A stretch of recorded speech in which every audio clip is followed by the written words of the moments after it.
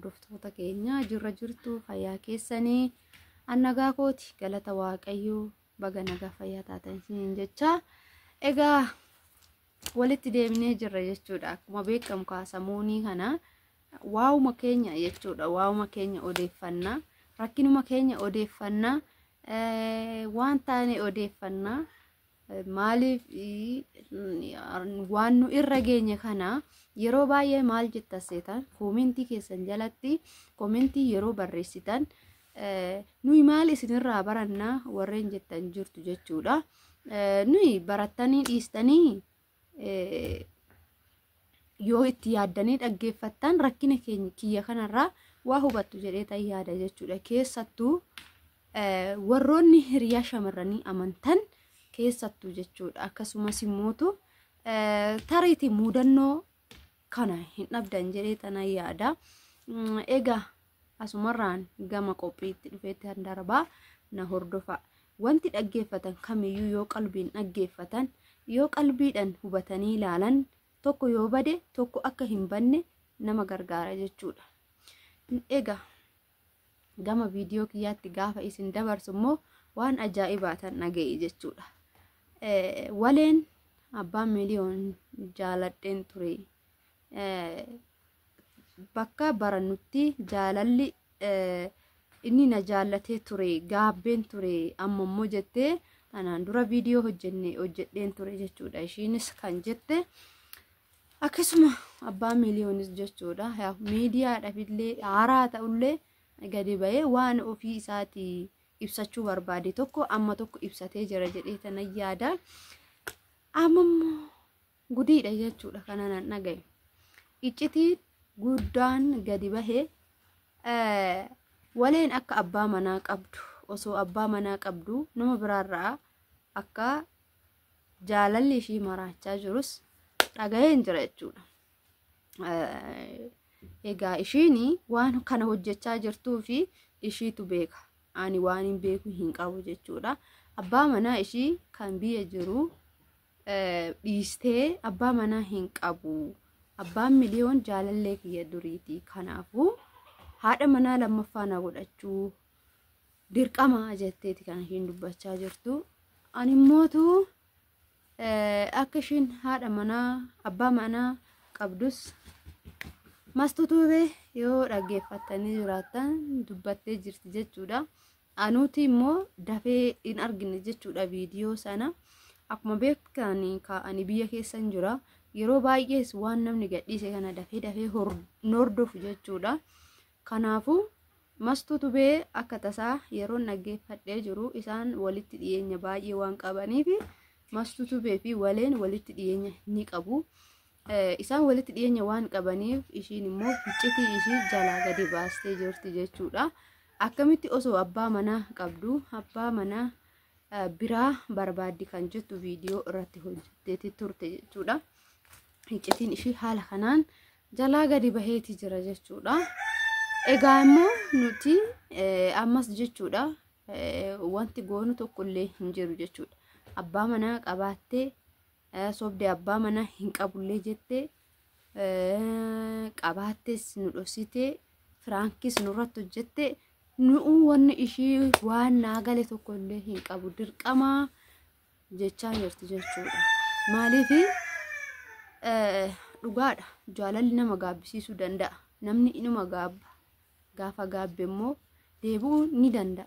Qalbii jijjiirratee nama kana wajjin jiraachuun qaba dirqama jedhee gaafa nama sanitti deebi'u namni sun immoo jireenya biraa gaafa deemee eegalu jireenya irratti deebi'ee ammas bultii irratti bultii gaafa namni tokko dabalu baay'ee ulfaataa akka ta'u osuma beektuu isheenis waan hundaa ulfaatas ta'u haa ta'u jettee kanaan as deematii jirti.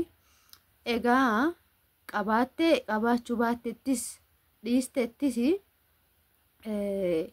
wanti nu irraa beeknu tokko hin jiru jechuudha. Anaanis gaafa dura wal barru abbaan manaa nan qabas naan jenne hin qabus naan jenne callisneetuma wal barree maaliif ani waa'ee baay'ee nama qorachuu hin jaalladhu. maaliif jennaan jireenya ofii abbumatu beeka. Nuti garuma hiriyummaa keenya itti fufne malee akka jaalallee qabdu akkan jaalallee yookaan abbaa manaa qabu walitti himneeti miti jechuudha. Ergan as gahee abbaa manaa kooti itti wal baradhu jedhee natu barsiisee akkasumas immoo abbaa manaa koo wajjin gara YouTube keenyaa dhufne jechuudha. Ishee sanirraan kan argite namni kun edaa nama wajjin baradheerree jettee yaadde jettee akkasittis kan dur darbasan yaadachuu dandeessi. Akkasumas immootu jechuudha waa baay'ee yaadachuu dandeessi ishiin kaa'ee ani waan isaan waliin dabarsanis waan hin beekneefi garuu ani akkamitti gaafii tokkoffaan kiyyaa osoo abbaa manaa qabdu maaliif isa barbaaddeedha. Erga inni jireenya godhatees waan ishiin isa barbaaddeef yeroo baay'ee kun gaafiin koo naaf hin deebine. Tarii waan qabeenya qabduu fi isa barbaadde moo qabeenya saniin gowwoomsuu barbaaddeeti moo abbaa miliyoon waan inni jedhu laaluuf moo ani maal akkan dubbadhu hiriyaan ta'e maal akkan dubbadhu na laaluuf naagaluutii dide jechuudha. Kuni anaaf gaafii guddaadha. Namni tokko gaafa abbaa manaa osoo qabu abbaa manaa hiriyaa isaa nam barbaada naafuu jechuun safuudha. Osuma qabaachuullee baatte si amma nama biraasitu si hawaadha. Ijoollee baay'een dhiisi hiree keetii miti jedhuun jaalachuun ni jira, jaalatanii qabuunis ni jira jechuudha. Kuni waanuma jiru addunyaa tanarratti wanti hawwite hundi siif hin milkaa'u. Tariitii osoo gama biraatiin hedduu kara biraatti ce'uu dandeessa. Kanaafuu addunyaa walqixxee miti. Addunyaan tun babarruudha, burreedha akkuma jedhanii jireenyi namaatis burreedha. Iddoo yaadde osoo hin gahin hafuu dandeessa. Kanaafuu obboleettii koo carraan abbaa miliyoon wajjin qabdu duraanuma si darbe. Yeroo inni nama sitti ergaa si kadhachaatii ture sana. Har'aaf garuu bakka fuutuu hin qabdu. Kanas hin jedha akka ati abbaa manaa qabdus immoo iccitiin kee gadi bahee jira jechuudha. Iccitiin kee gadi bahee jira. Ani ammas dubbii kana namoonni hedduun keessan dhiisii ishii waliin hin haasa'in kanaan jettan jirtu. Namoonni hedduun keessan immoo kana nutti fidinaayi warreen jettan jirtu. Rakkina namni jaalatee hin odeessu miidiyaa irratti yookaan kuni rakkoodha. Sinii galee miti. Rakkoo jechuun waa baay'eedha. Namni tokko gaafa waa haasa'u waan badaa san dhaggeeffachuu irraa badaa san dhaggeeffattee qalbeeffachuudha. Sinii galee miti. Keessattuu shamarroonni hiriyaa qabdan, hiriyaa shamarranii qabdan, abbaa manaa kan qabdan, an abbaa manaa hin qaamne tariitii kan qabullee walirraa fudhachuu danda'a. Hin beekamu akkuma nu ta'an kana ta'uu danda'a. Waan hin taane keessa walgalchuu danda'u jechuudha booddee. Wanni badaan tokkos gaafa dhaggeeffatan barumsa qaba. Abbaan isinii ta'e viidiyoo kanarraa ergaa guddaa argattu jedheetiin yaada. Abbaan isinii hin taane immoo hordofuu dhiisuu mirga keessa namni daangessi hin jiru jechuudha. Kanaafuu isheen gadi baatee miidiyaa isheet irratti abbaa miliyoon nan jaaladhee duraan jaalallee koo ture jettee jirti. Kanaafuu heerumuun qabaa. Ani qabeenya isaa hin barbaadu garuu isuman barbaada jettee jirti. Nama kana immoo akkaman godhuu iyyuu na dhibe jechuudha. Kophaa koo wanti furu hin jiru. Kara fuulduraa hitti immoo waan ta'us walumaan akkaataa hordoftoota keenya viidiyoo sitti dheerachuu hin barbaadu. Ijjituma kana dhaggeeffadhaa jedhee tana tariitii warri mastuutuu hin dhaggeeffatiinis waan deemtanii dhaggeeffachuu dandeessu. Viidiyoo lammaffaa irratti immoo mastuutuu beeni duraan osoo adda hin baafatiin hin dubbadhe. Amma garuuti dhiisiifillee waan jettu wayiiti jechuudha. Hireen keetii miti gorsaa jirti jechuudha. Amma ishiidhaa danda'ame amma hiriyooma keessanis itti himaa jirti. Miidiyaa isheet irratti dubbachaa jirti jechuudha. Kana jechuun abbaa qalbeeffatetti hubannoo guddaa ta'a. Abbaa seeran hin qalbeeffannetti kan arrabumaaf deemu immoo arrabuma ta'ee hafe jechuudha. Kanaafuu waan dhaggeeffattan tokko qalbiin dhaggeeffadhaa. Gaafsan irraa barattu sinin jecha viidiyoon koo guyyaa har'aa asumarratti hin goolaba.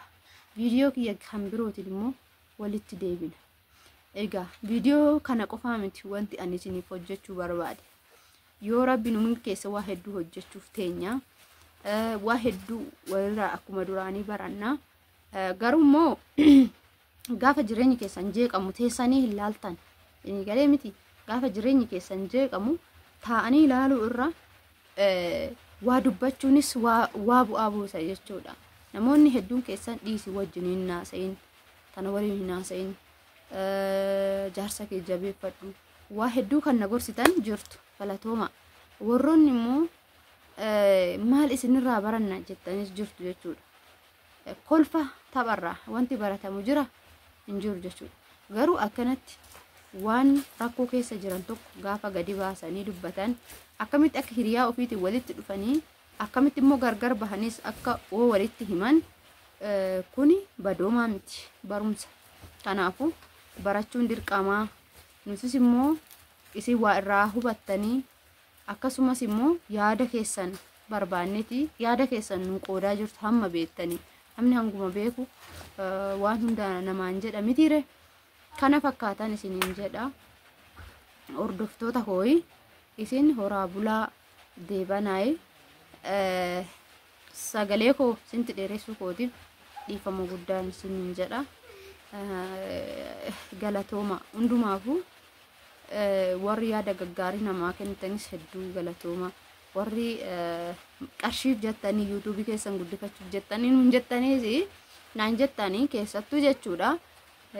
Waan akkanaa kana ta'anii laalanii waan biraa hojjechuun hin ulfaatatanii gale.